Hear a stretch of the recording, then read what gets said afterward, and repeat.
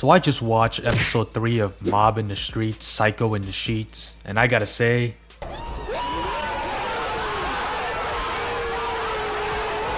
our boy Mob has finally ascended to Chadhood. And I think Mob finally becoming a Chad is a perfect metaphor for him getting bitches.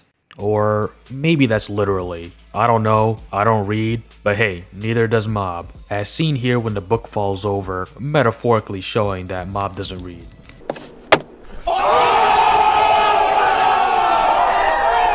I also love how Mob can just turn into a Chad at will. Like he just grows a chiseled jawline when he's out in public. The nigga chin! He's like the Hulk, but instead of Bruce Beta turning into a giant nerd, he's a Chad turning into a Gigachad. And instead of smashing rocks, he's smashing your mom. He's the incredible Chad. But Dimple is jealous of Mob and starts absolutely seething. He tries to plant seeds of doubt about Mob's crush in his head, but like a true Chad, Mob is completely confident in himself and, in the end, isn't having that shit and mogs the shit out of Dimple. I guess you could say the show is now Mog Psycho 100.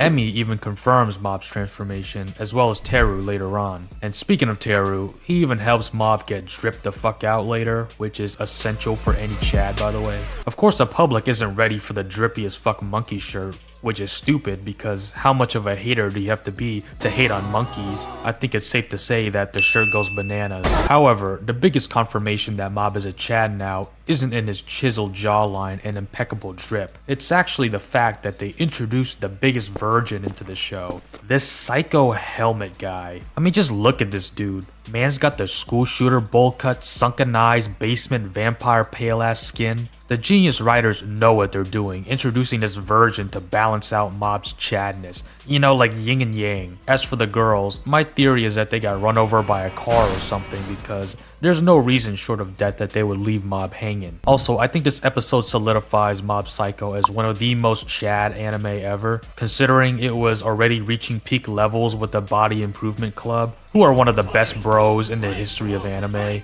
And let's not forget Reagan, who is probably still the biggest Chad in the anime. Anyways, that wraps up my super serious analysis of Mob Psycho 100 Season 3 Episode 3.